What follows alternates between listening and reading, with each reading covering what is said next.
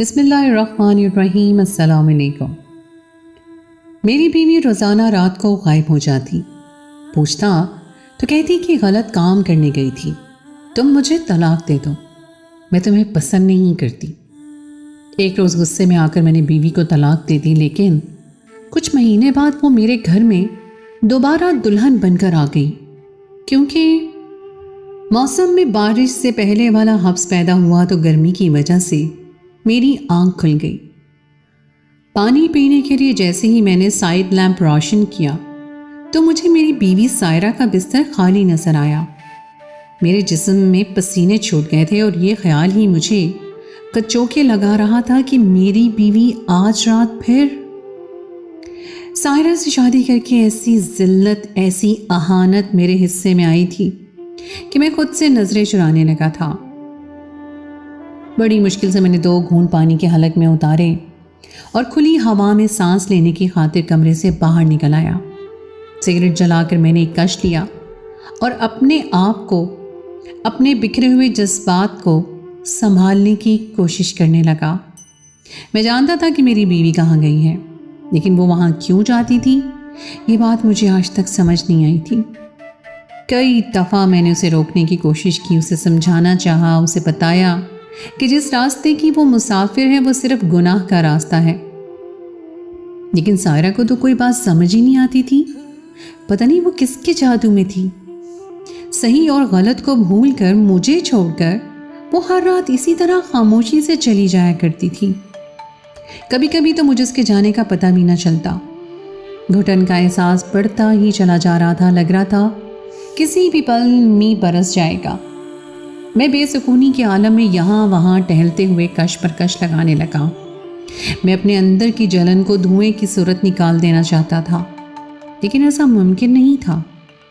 کاش کہ مجھے سائرہ سے محبت نہ ہوتی تو میں کب کا اسے خود سے الگ کر دیتا، لیکن یہ محبت ایک روگ بن گئی تھی اور اس روگ نے مجھے زخم کر دیا تھا۔ نہ میں اسے چھوڑ پاتا تھا، نہ ہی اس کے ساتھ گزارا ہو رہا تھا۔ ایک عجیب سی اذیت تھی جو ختم ہو ہی نہیں رہی تھی۔ کچھ ہی دیر میں بادلوں نے برسنا شروع کر دیا اور موسم میں ہونے والی گھٹن اچانک ہی غائب ہو گئی، لیکن میرا دل تھا کہ گھٹتا ہی چلا جا رہا تھا۔ اس بارش سے میری اندر جلتی ہوئی آگ مزید بھڑکنے لگی تھی۔ موسم کے تیور دیکھے بالکل اچھے نہیں تھے اور سائرہ کا کچھ اتا پتہ نہیں تھا۔ میں چاہتا تھا کہ وہ صبح سے پہلے واپس آ جائے، لیکن اس رات کی ایک گھڑی مجھ پر قیامت کی طرح گزر رہی تھی۔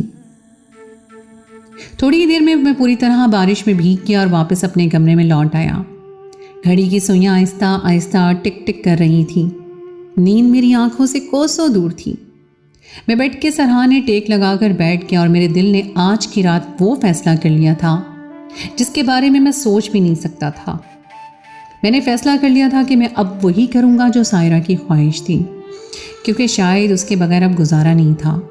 میں نے بہت دفعہ اسے جاننے کی کوشش کی کہ وہ کیا چاہتی ہے، جو کچھ وہ کر رہی تھی کیوں کر رہی ہے۔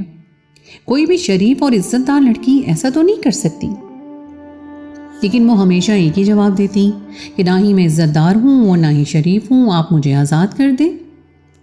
میرا دل یہ بات ماننے کو ہرگز بھی راضی نہیں ہوتا تھا کہ وہ کوئی بد کردار عورت ہے۔ میں اسے اور اس کے خاندان کو بہت اچھی طرح جانتا تھا، لیکن پھر بھی وہ خود کو بد کردار ثابت کرنے پر تلی ہوئی تھی، اور اس کا ہر رات چپکے سے گھر سے نکل کر چلے جانا اس بات کا ثبوت تھا کہ وہ واقعی ہی کوئی غلط کام کرتی ہے۔ میں چاہتا تو اپنے اور اس کے گھر والوں کو اس بارے میں آگاہ کر دیتا، لیکن میں دنیا کی نظروں میں اسے بے توقیر نہیں کرنا چاہتا تھا۔ وہ میری عزت تھی، میری آبرو، میری محبت۔ میں کیسے دنیا کی زبان پر اس کا نام برداشت کر پاتا؟ اور اسی وجہ سے میں شادی کر کے پورے 2 مہینے بعد بھی اپنے ہونٹوں پر قفل لگائے بیٹھا تھا۔ یہ بات میرے اور اس کے سوا کوئی نہیں جانتا تھا کہ ہمارے درمیان کوئی تعلق نہیں تھا، مگر ایسا کیوں تھا؟ آخر کیوں وہ مجھے حق زوجیت نہیں دینا چاہتی تھی؟ یہ بات نہ ہی میں جان سکا تھا اور نہ ہی کبھی اس کے لبوں پر آئی تھی۔ میں جب بھی اس سے باز پرس کرتا وہ مجھے ٹال جاتی اور ایک ہی بات کہتی کہ میں تمہیں پسند ہی نہیں کرتی، تم مجھے چھوڑ دو۔ میں کبھی بے قابو ہو کر اس کی قربت کا مطمئن نہیں ہوتا تو وہ میرا ہاتھ چھٹک دیتی مجھے برا بھلا کہتی اور کمرے سے نکل جاتی۔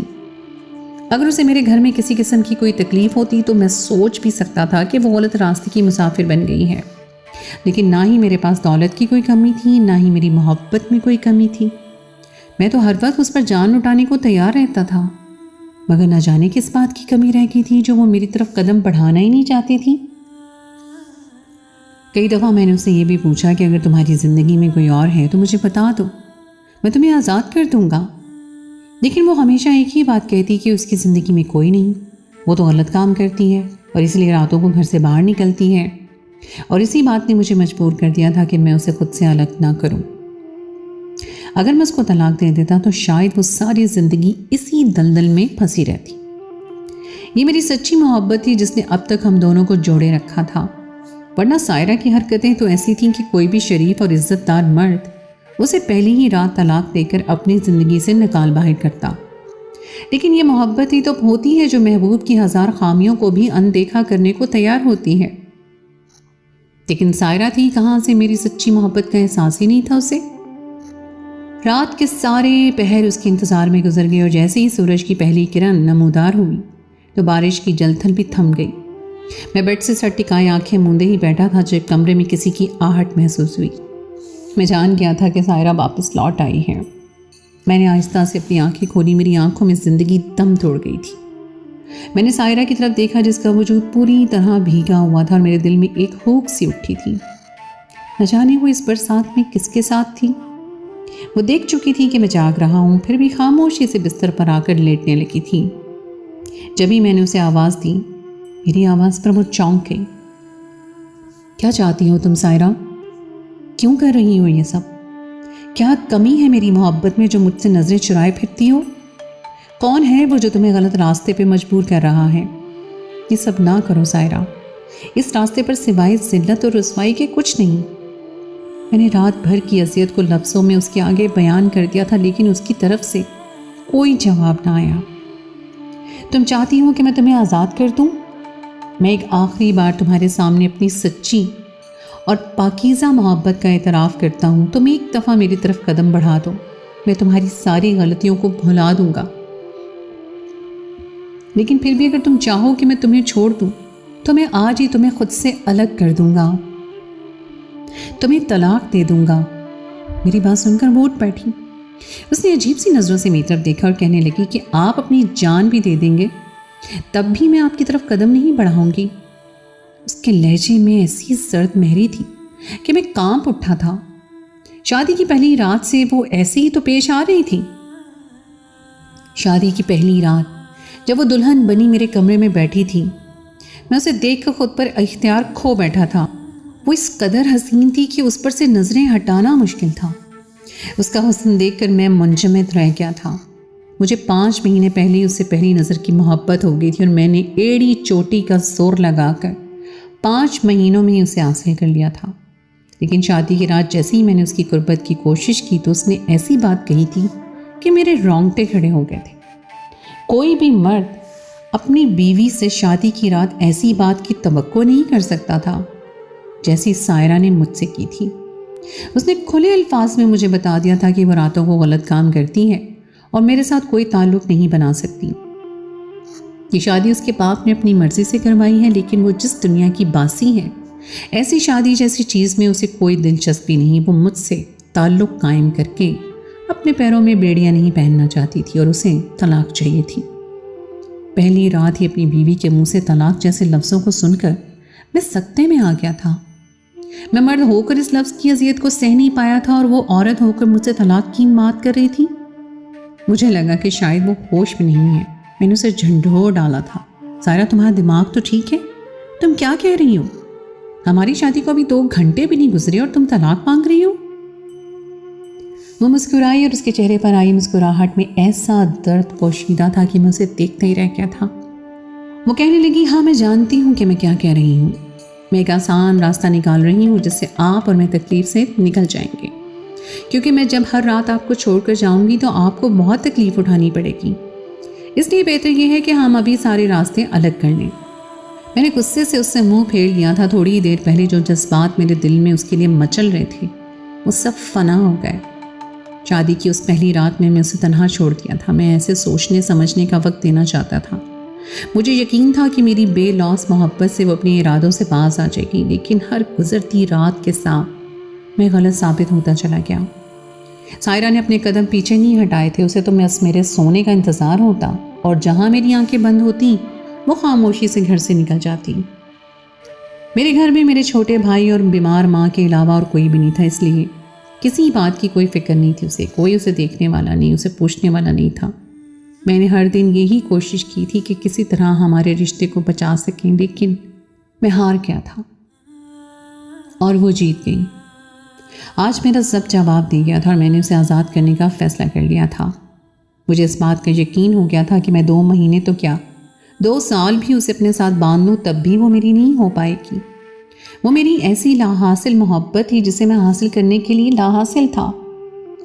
اگلے دن میں نے اپنے چھوٹے بھائی اور اپنی ماں کے سامنے اسے 3 بول کہہ دیے اور وہ میرے گھر میں زندگی سے چلی گئی۔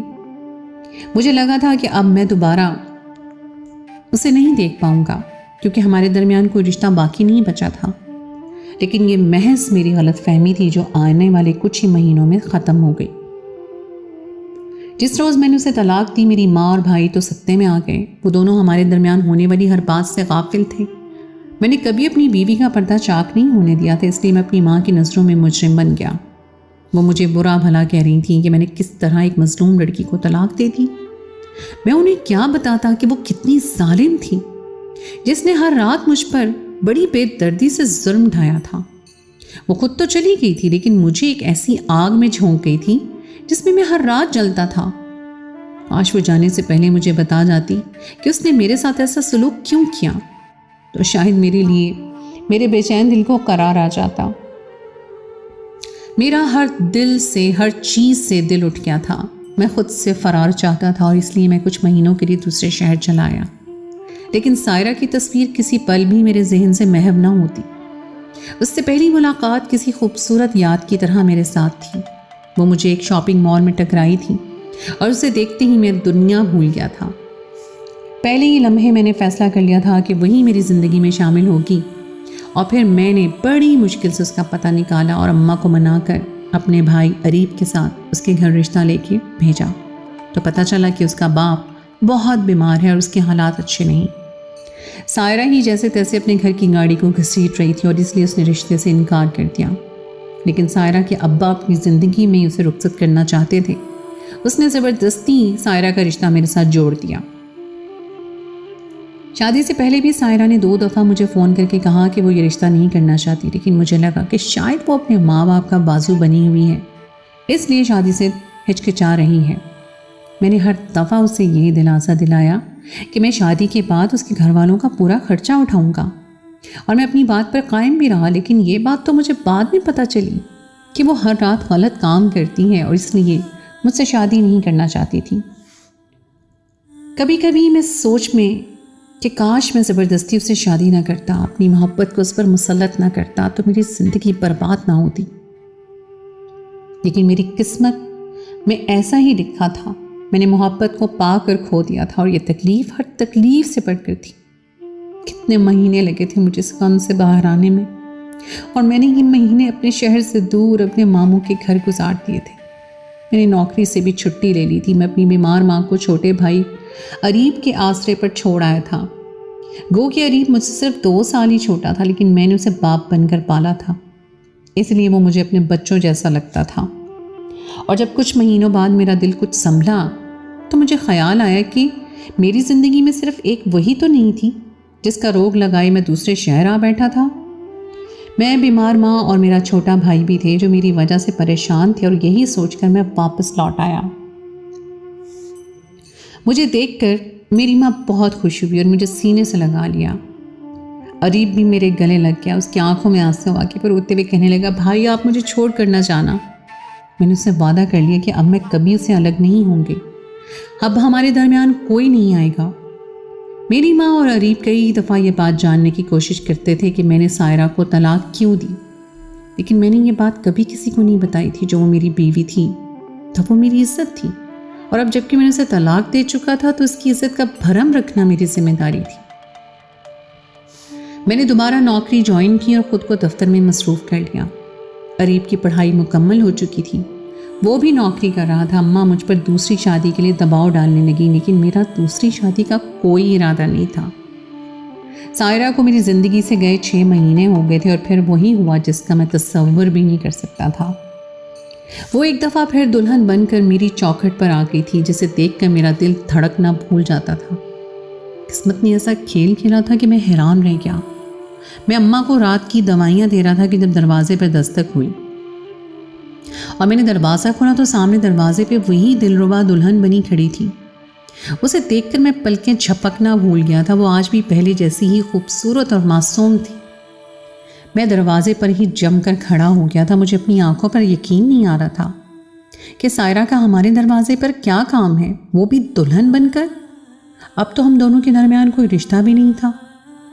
अम्मा भी मेरे पीछे पीछे दरवाजे पर चली आई। उसे देखकर अम्मा भी हैरान रह गई और अंदर ले आई। वो सर झुकाए बैठी थी और अपनी उंगलियां मरोड़ रही थी।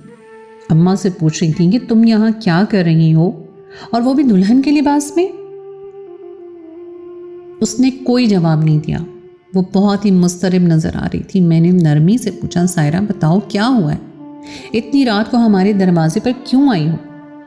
लेकिन वो फिर भी खामोश रही। और फिर अरीब घर में दाखिल हुआ और आहिस्तगी से कहने लगा, सायरा से कोई सवाल ना करें, जो पूछना है मुझसे पूछ लें। वो पहले ही बहुत घबराई हुई है। मैंने और अम्मा ने हैरत से अरीब को देखा। उसका भला सायरा से क्या ताल्लुक था? और फिर आहिस्ता आहिस्ता अरीब ने हमें एक ऐसे राज का इंकशाफ किया कि एक के बाद एक सारी गिरहें खुलती चली गई और मुझ पर आसमान टूट पड़ा। मैंने दोनों हाथों से अपना सर थाम लिया था। मुझे अरीब पर बेपनाह गुस्सा था। काश कि वो मुझे पहले ही सब कुछ बता देता तो हम इतने महीनों की इतनी अजियत ना झेलते। वो पहले ही दिन से सब कुछ जानने के बावजूद भी खामोश था और उसकी खामोशी ने एक बड़ा तूफान बर्पा कर दिया था। वो मेरे आगे हाथ जोड़कर माफ़ी मांगने लगा कि सच्चाई जानते हुए भी वो खामोश रहा। लेकिन उसको लगा था कि सायरा एक ना एक दिन मेरी मोहब्बत को कबूल कर लेगी और सब कुछ ठीक हो जाएगा। लेकिन उसे क्या मालूम था कि सायरा इस तरह मेरे जज्बात का कत्ल कर देगी। अरीब की आंखों में आंसू थे और वो कहने लगा, मैं जानता हूँ कि गलती सायरा की भी नहीं है और आपकी भी नहीं। दरअसल गुनहगार तो मैं हूँ और मैं अपना गुनाह कबूल करना चाहता हूँ। लेकिन मैंने ये सब सिर्फ अपने रिश्तों की मोहब्बत के लिए किया। मेरी नीयत में कोई खोट नहीं। मैं जानता था कि मेरा भाई कभी मेरा बुरा नहीं चाह सकता और अगर वो खामोश था तो मेरे लिए ही खामोश था। इसलिए मैंने उसे माफ़ किया और सीने से लगा लिया और सायरा को भी माफ़ कर दिया। अरीब को दुबई में नौकरी मिल गई थी और वो अपनी बीवी सायरा को लेकर दुबई चला गया था। और सच्चाई जानने के बाद मेरे दिल को भी करार आ गया था और मैंने खुदा का शुक्रगुजार किया कि मैंने कभी सायरा के साथ ज़बरदस्ती रिश्ता बनाने की कोशिश नहीं की। अरीब ने उस रात बताया था कि वो और सायरा बहुत पहले से एक दूसरे की मोहब्बत में गिरफ्तार थे।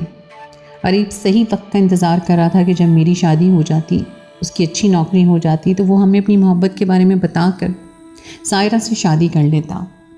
लेकिन इससे पहले ही मैंने अम्मा और अरीब के सामने अपनी मोहब्बत का इजहार कर दिया। वो बहुत खुश हुआ और अम्मा के साथ रिश्ता लेकर पहुंच गया। लेकिन वहाँ जाकर उसे पता चला कि जिस लड़की का रिश्ता वो मेरे लिए लेकर गया है वो कोई और नहीं बल्कि उसकी मोहब्बत है। तो उसके लिए सांस लेना दो भर हो गया। मैंने ज़िंदगी में पहली बार ऐसी ख्वाहिश का इजहार किया था और वो सायरा से की शादी थी। अरीब ने अपनी मोहब्बत को मेरी खुशी और मेरी मोहब्बत पर कुर्बान कर दिया और सायरा को इस बात के लिए मजबूर किया कि वो हर बात को भूल कर मुझसे शादी कर ले। वो बेचारी अरीब की मोहब्बत के हाथों मजबूर होकर मेरे निकाह में आ गई थी। लेकिन अरीब ने उसे खुदकुशी की धमकी दी थी। लेकिन वो मुझे अरीब की जगह नहीं देना चाहती थी और इसलिए उसने शादी की पहली रात मेरे दिल में ये बात डाल दी कि वो बदकिरदार है और मेरे साथ उसका गुजारा नहीं। वो चाहती तो मुझे अपने और अरीब के बारे में बता सकती थी, लेकिन अरीब ने उसे अपनी कसम दे रखी थी और इसीलिए मजबूर होकर उसने अपने ही किरदार पर कीचड़ डाल दिया।